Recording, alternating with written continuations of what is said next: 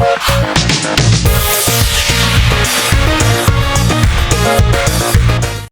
मैं आपके लिए लेकर आई हूँ इंग्लिश के बहुत ही इंपॉर्टेंट यूजफुल फ्रेजेस, जैसे कि on the verge of, ins and outs, at a glance, in a while, child's play, ups and downs, high time, out of the question, poke one's nose into, in broad delight.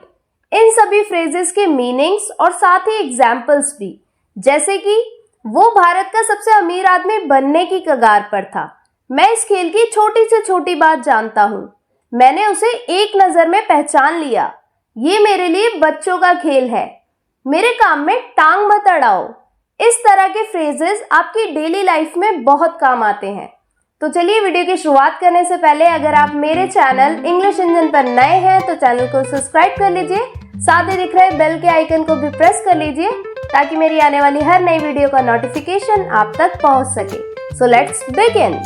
पहला phrase देखिए, on the verge of. On the verge of इसका मतलब होता है के करीब या फिर की कगार पर होना।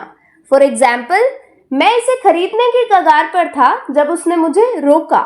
I was on the verge of buying it when he stopped me. I was on the verge of buying it यानी कि मैं इसे खरीदने की कगार पर था when he stopped me जब उसने मुझे रोका। One more example, वो भारत का सबसे अमीर आदमी बनने की कगार पर था। He was on the verge of becoming India's the richest man. He was on the verge of becoming India's the richest man. Next phrase देखिए, इन्स एंड आउट्स, जिसका मतलब होता है छोटी से छोटी बात जानना। जैसे कि मैं इस खेल की छोटी से छोटी बात जानता हूं। I know the ins and outs of this game. I know the ins and outs of this game. One more example, मुझे इस मुद्दे के बारे में कोई खास जानकारी नहीं है। I have no idea about the ins and outs of this issue. I have no idea about the ins and outs of this issue. Next phrase देखिए, at a glance. At a glance इसका मतलब होता है एक नजर में। जैसे कि मैंने उसे एक नजर में पहचान लिया। I recognized him at a glance. I recognized him at a glance. One more example, आप एक नजर में किसी व्यक्ति के बारे में नहीं कह सकते कि वो कैसा है। You can't judge a person at a glance. You can't judge a person at a glance. अगला फ्रेज देखिए, in a while. In a while इसका यूज हम करते हैं जब हमें कहना है थोड़ी देर में। जैसे कि मैं थोड़ी देर में आ रहा हूं, कहीं मत जाना। I'm coming in a while, don't go anywhere. I'm coming in a while, don't go anywhere. यानी कि मैं थोड़ी देर में आ रहा हूं, कहीं मत जाना। एक और एग्जाम्पल देखिए, मैं आपको थोड़ी देर में फोन करता हूं। I call you in a while. I call you in a while. Next phrase है आपका चाइल्ड्स प्ले, जिसका मतलब होता है बच्चों का खेल। कोई भी काम आपके लिए बहुत ही इजी सा है, बहुत ही सिंपल सा है, ऐसे में हम यूज करते हैं इस फ्रेज का चाइल्ड्स प्ले। फॉर एग्जाम्पल, यह मेरे लिए बच्चों का खेल है। It's a child's play for me. It's a child's play for me.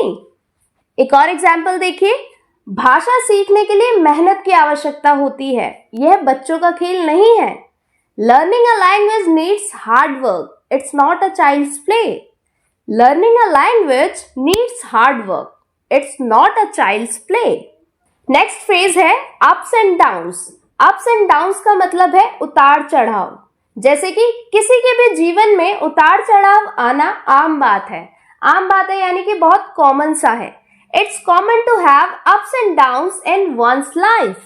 It's common to have ups and downs in one's life. आपको जीवन के उतार चढ़ाव का सामना करना सीखना चाहिए। You must learn to face the ups and downs of life. You must learn to face the ups and downs of life. Next phrase है आपका high time. High time इसका आप यूज करते हैं जब कोई भी काम करने का सबसे सही समय हो। ऐसे में आप यूज करते हैं हाई टाइम फ्रेज का। जैसे कि इंग्लिश सीखने का ये सबसे सही समय है, तो आप क्या कहेंगे? It's high time to learn English. It's high time to learn English. उससे मिलने का ये सबसे सही समय है। It's high time to meet him. It's high time to meet him. अगला फ्रेज है आपका आउट ऑफ द क्वेश्चन, जिसका मतलब क्या है? असंभव। जब कोई भी काम आपके लिए बहुत मुश्किल सा है, असंभव सा है, ऐसे में आप यूज करेंगे out of the question phrase का। जैसे कि 99% स्कोर करना मेरे लिए असंभव है। Scoring 99% is out of the question for me. Scoring 99% is out of the question for me. America की यात्रा करना इस साल असंभव है। A trip of America is out of the question this year. A trip of America is out of the question this year. यानी कि इस साल अमेरिका की जो यात्रा है, ट्रिप है, वो असंभव है। अगला फ्रेज है poke one's nose into.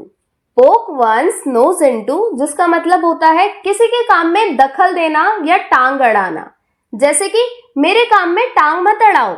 Don't poke your nose into my work. Don't poke your nose into my work.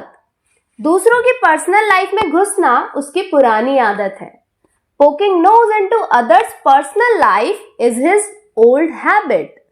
Poking nose into others' personal life is his old habit. आज का हमारा लास्ट फ्रेज है in broad daylight. In broad daylight, जिसका मतलब होता है दिन दहाड़े। जैसे कि दिन दहाड़े एक आदमी ने उसकी कार चुरा ली। In broad daylight, a man stole his car. In broad daylight, a man stole his car. उन 4 लोगों ने दिन दहाड़े बैंक लूट लिया। The 4 people robbed the bank in broad daylight. The 4 people robbed the bank in broad daylight. तो उम्मीद है आज के इस वीडियो से आपको बहुत कुछ सीखने को मिला होगा। अब एक सेंटेंस आपके लिए। उसने दिन दहाड़े एक महिला की हत्या कर दी। इस सेंटेंस की इंग्लिश आप लोग इस वीडियो के कमेंट्स में लिखिएगा और साथ ही ये भी बताइएगा कि आज का ये वीडियो आपको कैसा लगा। और वीडियो पसंद आया है तो वीडियो को लाइक कर दीजिएगा, ज्यादा से ज्यादा वीडियो को शेयर कर दीजिएगा। मैं मिलूंगी आपसे नेक्स्ट वीडियो में। तब तक के लिए good bye and take care.